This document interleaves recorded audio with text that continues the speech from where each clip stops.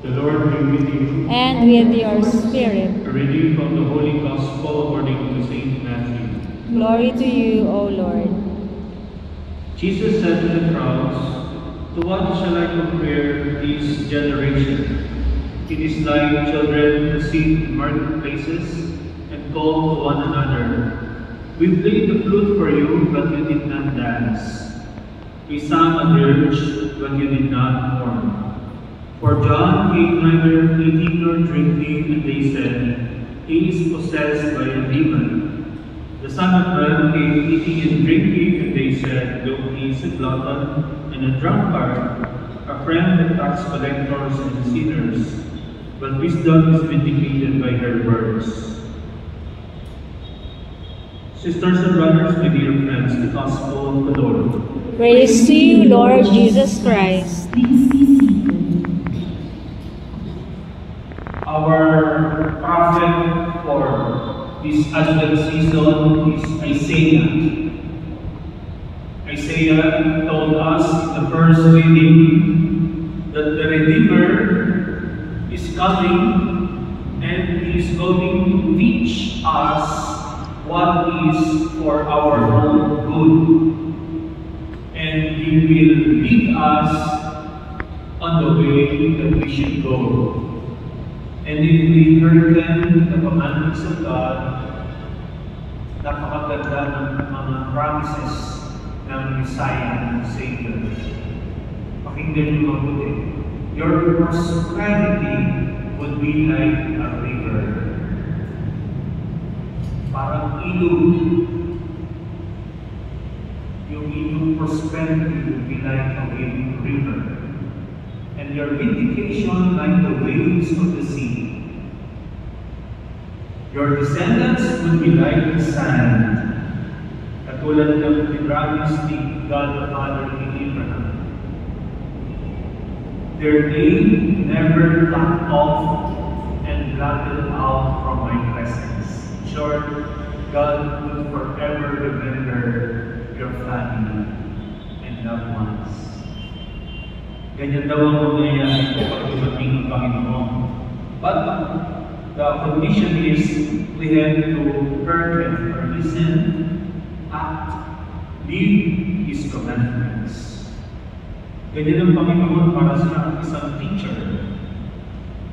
Sa ating gospel, ang ginawang pagtuturo ni Jesus sa mga tao ay sa pamamagitan ng pagpapahayag ng Kingdom of God as a celebration. It is a celebration of life and love. Kaya, bawat imbitasyon ng mga tao sa Kanya, pinagbibigyan niya. Lahat ng lumapit na may sakit, pinapagaling niya. Mga may kasalanan, pinapatawad niya. May sakit, gumagaling. Pati nga patay, binubuhay pa niya. Ito yung way ni Jesus para ituro sa lahat ang kingdom of His Heavenly Father. And He was heavily criticized. He was branded to be a glutton and a drunkard. Sabi ng mga dissenting tao sa paligid ni Jesus, manginginom yan at matakaw. Palagi na lang siyang kasama ng mga tao, kumakain. At worse, sumasama siya sa mga tax collectors and sinners. Pero that is only half of the picture, because we know that Jesus also accepted invitation from His harshest critics, namely the scribes and the Pharisees. Pati naman sila kapag nag-imbita, pinagbibigyan ni Jesus. Pero kasi, people just want to believe what they want to believe. Binagsagan nila si Jesus na glutton, drunkard, so they were already able to box him in. Kinahunan. Ganun din naman ang insight niya si John the Baptist. Contrast naman kay Jesus. Ascetic, palaging nagpa-fasting. Ang kanyang kasuotan ay balat ng hayop. Ang kinakain niya ay fruits of nature, grasshopper, locust. At ang kanyang panawagan palagi ay repent from your sins. Go back to the Lord.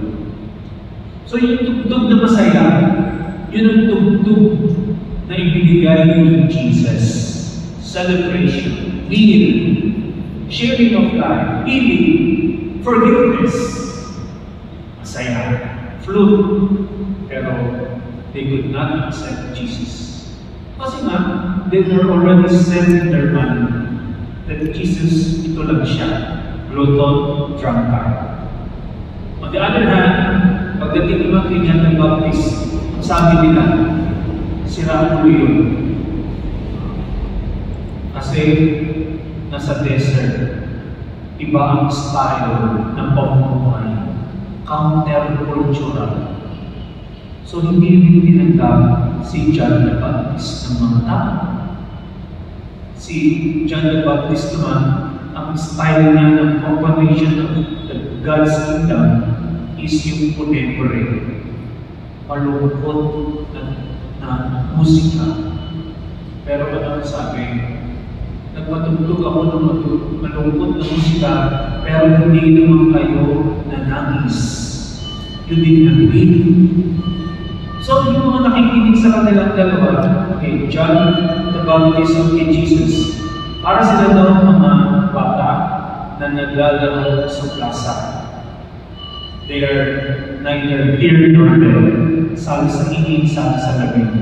Binigyan ng masayang tugtog, ayaw sumaya. Binigyan ng malungkot, ayaw manangis. Basta ayaw ng nila. Alam niyo, sa mundo ito, parang tayo yung mga bata yun, or members ng generation of Jesus. We can also be compared to children. Parang rin tayo nasa plaza. At napakarami ng tinig o boses na humihingi ng naagaw sa ating atensyon. Gusto ng mga boses na ito na pakinggan natin sila. Diba, ang dami-dami mga influencers nila. Iba-ibang media blast. To the point that God's voice is being drowned. Nalulunod. Hindi napapakinggan. Kasi kadalasan, mas naaakit ang maraming tao sa iba't ibang mga ibinibigay ng sanlibutan. And God's word is set aside. Hindi pinapakalaga.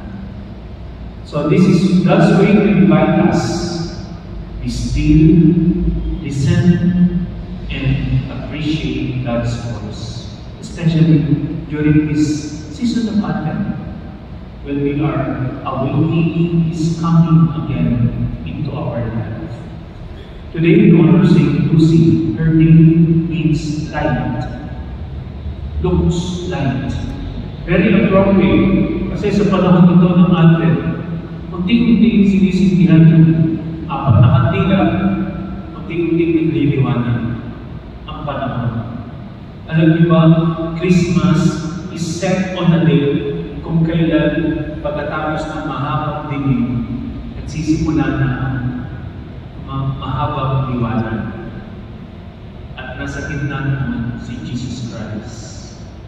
Hingin natin sa Panginoon that He will scatter the darkness from our hearts and allow the light of Jesus Christ to fill us and lead us and guide us so that we can always walk on the right path. Amen. Amen.